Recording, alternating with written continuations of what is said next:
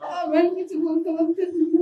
আমার বাবার সাথে সবচেয়ে ভালো সম্পর্ক ছিল দুজনের, টিটু আর মুইন।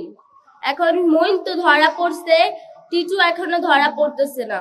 এই যে আনোয়ারুল হক রনি, কাইয়ুম মোল্লা, রাকেশ এবং তোফাজ্জল হোসেন বাবুল, এদেরকে মোজাফফর হোসেন বাবুল, এদেরকে যেন আইনের আওতায় আনা হয় অতি দ্রুত এবং এজাহারে এদের নামকে যুক্ত করতে হবে। আমাদের এটা অনুরোধ হিসেবে আপনারা নেন, অতি দ্রুত।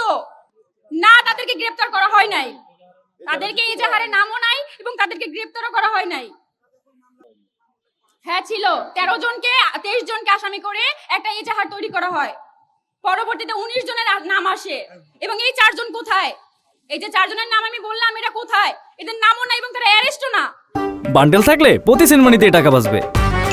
বিকাশ সেনমানি বান্ডেল কিনে জিতুন প্রতি লেনদেনে। আপনারা যদি এখন আপনারা বলতে পারেন যে এখানে যে 4 জন, আপনি কিভাবে বুঝলেন এরা সম্পৃক্ত? আমি আপনাদের বলতেছি যে এদের যে যারা যেখানে থাকে, তাদের এই যে রাকেশ, এদেরকে সিসিটিভি ফুটেজে আপনারা অবজারভেশন করেন, এদের সাথে যারা আমার মামাকে মারছে তাদের সাথে গভীর সম্পর্ক এবং আমার মামাকে কিন্তু মারার 2 দিন আগে থেকে এদের পরিকল্পনা হয়েছিল এবং তোফাজ্জল হোসেন বাবুলের অফিসে কিন্তু এটা আপনারা একটা নিউজ করছেন, তোফাজ্জল হোসেন বাবুলের অফিসে বসে এটা হত্যাকাণ্ড তাদের পরিকল্পিত হয়েছিল, পরিকল্পনা করা হয়েছে। এটা আমি জানি না, আমি এটা জানি না। এটা হচ্ছে আমি সেটাই বলতেছি যে আপনাদের অনুরোধ, প্রত্যেকটা মানুষের আমার মামাকে ভাই মনে করেন, সন্তান মনে করে আপনারা অন্তত এই কাজটা করেন। স্যার, আপনারা প্রত্যেকটা বাঙালির, প্রত্যেকটা জনগণের কিন্তু এটা কিন্তু একটা দায়িত্ব যে আমাদের বাংলাদেশটা কিন্তু শুধু সরকারের না, আমাদের প্রত্যেকটা জনগণের, প্রত্যেকটা মানুষের কিন্তু দায়িত্ব যে আমাদের বাংলাদেশটা যেন সুষ্ঠুভাবে চলে, কোনো অন্যায় অপরাধ যেন না হয়। আজ আমার ভাই, আমার মামা শেষ হয়েছে, ওর বাবা শেষ হয়েছে, আপনাদের কি হবে না, এটা কি কোনো গ্যারান্টি আছে? তাইলে আমরা কি করব? প্রথমত আমাদের একটা দৃষ্টান্ত শাস্তির দরকার।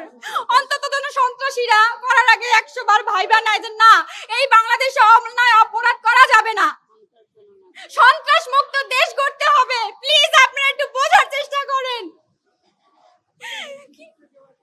আমরা তো হুমকির মুখেই আছি যে সরার হোসেন টিটু আমাদের টার্গেট করা, সময় পেলে, সুযোগ পেলে আমাদের উপর আক্রমণ করবে। আমরা সুরক্ষিত না, সেই জন্য আজকে এই মানববন্ধনটা করা। আমরা সুরক্ষিত না, কারণ আপনারা জানেন যারা আমার মামারে মারছে কি নৃশংসভাবে মারছে,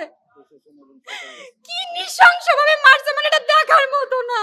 আমি দেখতে পারি নাই, ওরা দেখে নাই, মধ্যে দেখাইতে পারি নাই।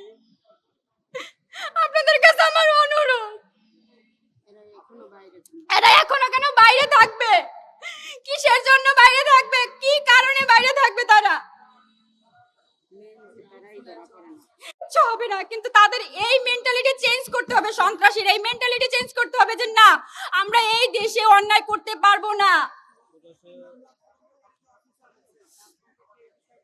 হ্যাঁ বলছি, সে বলছে যারা অপরাধী, যারা অন্যায় করছে তাদেরকে অবশ্যই আইনের আওতায় আনা হবে, এটা বলছে সে আমাদের। এবং আমরা পুলিশের কোনো দোষ দিচ্ছি না, কারণ তারা অনেক কষ্ট করতেছে, 11টা আসামি ধরছে তারা, কিন্তু আমাদের অনুরোধটা আমাদের জানা চাইছি যে সরার হোসেন টিটুকে অতি দ্রুত গ্রেফতার করা হোক এবং 4 জন আসামি তাদেরকে এজাহারে যুক্ত করা হোক।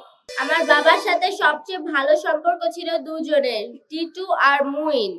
এখন মুইন তো ধরা পড়ছে, টিটু এখনো ধরা পড়তেছে না। আমার বাবা সবাইকেই বিশ্বাস করছে, আর আমার বাবা যাদের বিশ্বাস করছে তারাই আমার বাবাকে মারছে। আমার স্থানে আর যেন কারো এরকম দাঁড়াতে না হয়।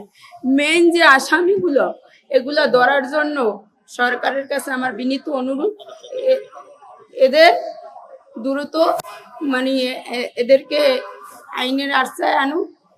বিচার চাই, আর আমার সন্তানের ভবিষ্যতের জন্য সবার কাছে অনুরোধ, আমার সন্তানের জন্য চিকিৎসা থাকে।